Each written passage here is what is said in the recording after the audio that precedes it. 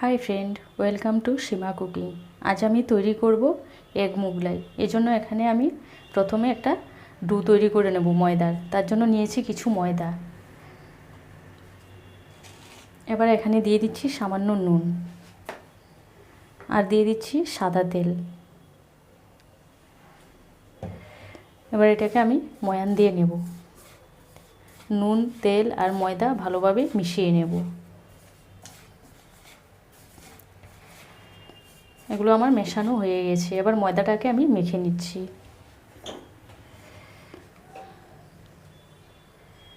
অল্প অল্প জল দিয়ে আমি একটা নরম ডো তৈরি করে নেব। ময়দাটা আমার মাখা হয়ে গেছে। এমন আমি একটা নরম ডো তৈরি করে নিয়েছি। এবার এটাকে আমি ঢেকে রেখে দেব। আর এখানে আমি একটা ডিম ফেটিয়ে নিয়েছি। এবার ওর মধ্যে দিয়ে দেবো আমি নুন, দিয়ে দিচ্ছি কাঁচা লঙ্কা কুচি আর দিয়ে দিচ্ছি পেঁয়াজ কুচি।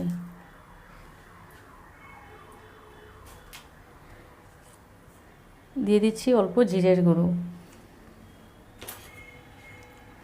আর দিচ্ছি অল্প বিস্কিটের গুঁড়ো। এবার এগুলোকে আমি ভালোভাবে মিশিয়ে নেব।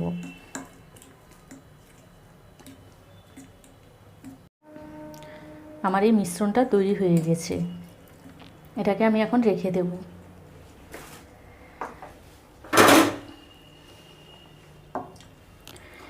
এবার আমার এই তৈরি করে রাখা ডোটা দিয়ে আমি একটা রুটি বানিয়ে নেব।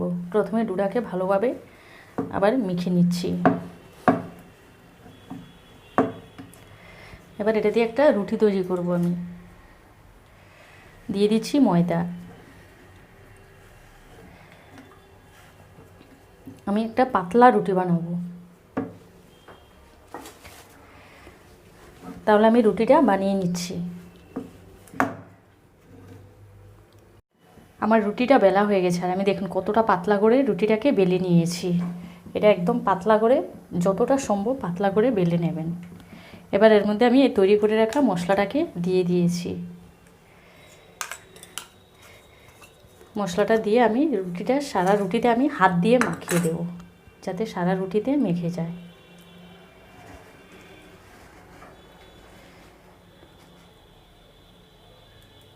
এটা ইচ্ছে করলে আপনারা ডবল ডিম দিয়েও করে খেতে পারেন। আমার এই রেসিপিগুলো ভালো লাগলে একটা সাবস্ক্রাইব করবেন, পাশে থাকা বেল আইকনে ক্লিক করে দেবেন, লাইক করবেন, শেয়ার করবেন। এবার রুটিটাকে আমি 4টে ভাঁজ করে দেব।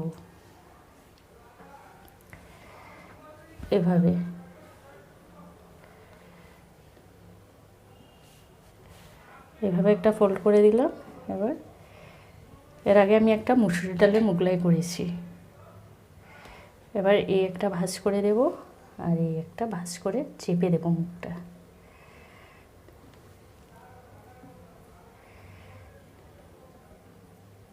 একটু চেপে দিলে মুখটার খুলে যাওয়ার ভয় থাকবে না।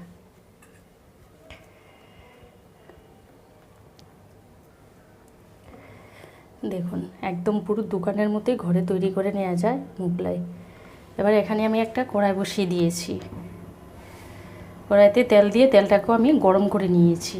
এবার এখানে আমি মোগলাইটাকে ছেড়ে দেব আর গ্যাসটাকে কম আঁচে রাখতে হবে। ছেড়ে আমি মোগলাইটাকে ভাজবো। আর মোগলাইটা যখন ভাজবো তখন সমানে উপর থেকে এভাবে তেল দিতে থাকবো। তাহলে উপরটাও সাথে সাথে ভাজা হয়ে যাবে। না হয় এক পিঠটা ভালো ভাজা হবে, আরেক পিঠ ভালো ভাজা হবে না। এইভাবে তাহলে আমি মোগলাইটাকে ভেজে নিচ্ছি। মোগলাইটা আমার ভাজা হয়ে গেছে। এবার এটাকে আমি তুলে নিচ্ছি আর গ্যাসটাকে অফ করে দিলাম।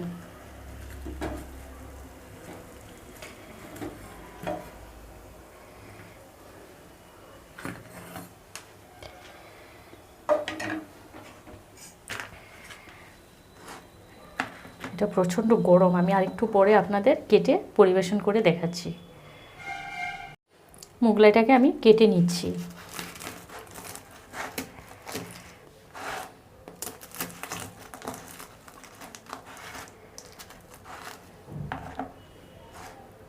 দেখুন ভেতরটা একদম পুরো সুন্দরভাবে তৈরি হয়েছে।